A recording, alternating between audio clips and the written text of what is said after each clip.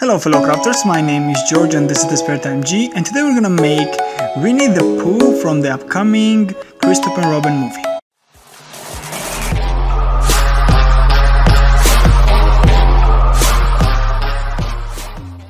If you enjoy my projects, consider subscribing and clicking the notification bell to get notified once I upload a new video. So Winnie is one of my favorite childhood characters from the show I used to watch when I was young, and I was quite pleasantly surprised when I saw the trailer for upcoming movie and decided to make the character from it. As you can see, I'm starting the building process by making inside parts with paper to make the whole thing as light as possible, at the same time conserve some clay. As you can see, here are some limbs, those are hands, and the shorter ones are legs for our character. And here is the assembled version of it. I decided to make him sit on the sofa as it is delivered in one of the shots in the trailer, and this is the pose I'm going for. Right now it looks quite ugly and kind of a boiled chicken look it has, but later on I will be adding a lot of clay layers to make distinctive shapes for the teddy bear. You can see that I have started the first layering process with clay, and still it looks like a chicken. And there is the head, of course. My move here is to make the body separately from the head, and only after I'm done with the basic shaping for it, making all this round shape limbs, also the torso, and making every detail right. Only after that I'm going to place the head on the top. And for the head you do not really need some kind of neck or anything, it will go basically on top of it. Here you can see that I have finished up the clay additioning process, and I have got this kind of teddy bear look, in my opinion. As you can see, the surface is not very smooth, and I don't really need to smooth it up because I'm going to cover it with the clay fur, and at the same time to give him the clothing shirt, which is not going all the way down to his stomach, which makes him even cuter and shows and underlines the fact that he is quite fat due to eating honey, which is his favorite snack. Here is the basic head shape I have gone with. The trick into making the faces cute is to make them with small eyes, with small noses, cute little eyes, and very large forehead. And this kind of baby shapes turn our imagination and makes us think that the shape is cute. Right now I'm going to make kind of a texture for our Pooh's shirt. I'm going to use these 3 rods of clay to intertwine them like I'm knitting, and this is going to give me this knitting look on the shirt. It is a very time-consuming process. I mean, this kind of intertwining is kind of fun, to be honest, but making these narrow stripes is the nightmare, and you really need to do a lot of them in order to finish the shirt. And as you can see, I'm going to just stick them together like this, and it really gives me a nice clean look of the knitted surface of the shirt. And really you need to do lots of them. For fur I'm going to use just these narrow stripes like this, and attach them from the bottom up. This is very important, so you want to conceal the base, so you start from the bottom and going up, and every second clay is hiding the base of the previous one. And here you can see the finished process of this additioning. It took a really long time, and of course I have done it only for the body, not for the head. Again, the trick here is to start from the bottom up on the stomach itself, but the fact that the legs are extending forward makes it quite tricky to do them.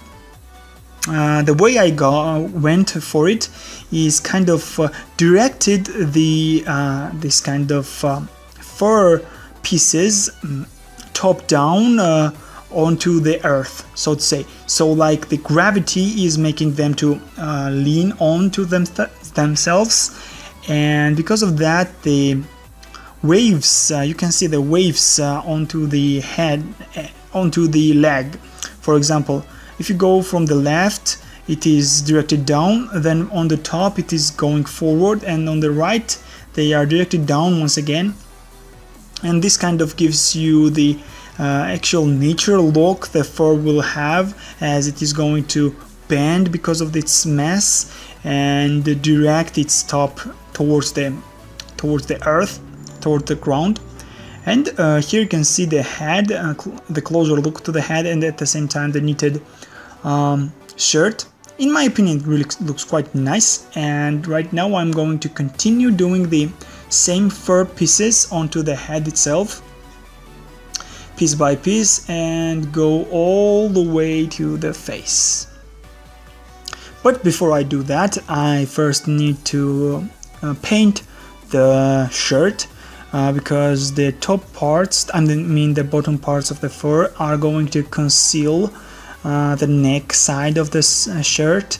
So I needed to have the finished color, unless it will be really difficult to color it up once the fur is done. And it is a quite tricky process to color everything. As you know, if you make the surface this complicated, if it is not a straight surface, a lot of paint is going to be lost in these dips. They are going to be gathered in these dips, and you will have a really large paint cost, and at the same time you won't be covering as much surface with this paint.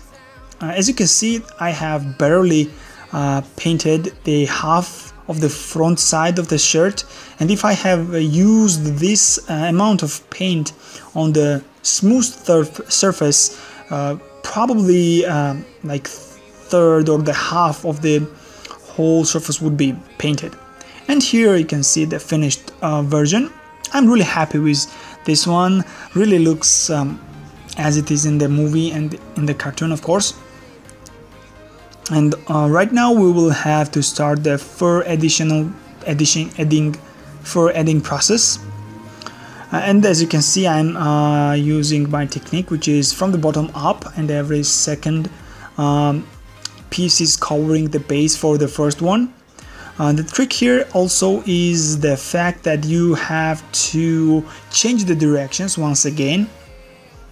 On the neck, I'm going with the straight down side, but once you start going up to the face, on the right side they are going to be facing on the right, and on the left side they are going to be facing on the left, like they are facing away from the nose, if you want to look at it that way.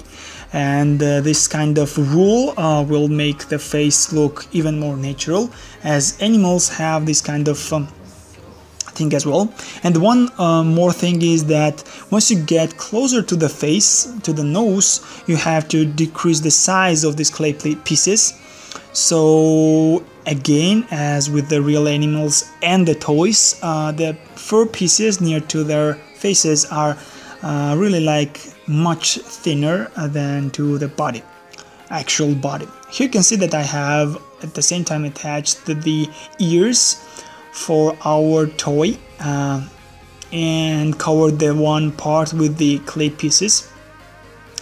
I don't know about you, but it really looks quite easy from now, from this view, but actually making these pieces is a real mind-boggling task. It takes a lot of time and work to make these narrow pieces, and then it is very hard to go in these corners and attach them as you want. The good part is that you like conserve time. You do not need to smooth the surface of the face before you attach these fur parts, but I really like spent maybe 50 times more hours doing these clay pieces than I would have spent if I had smoothened everything together. And here's the finished fur added version.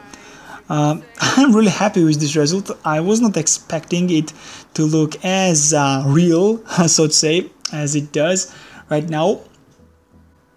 And as you can see, I have added the eye sides. Those are not eyes right now, those are the places where I'm going to place the eye.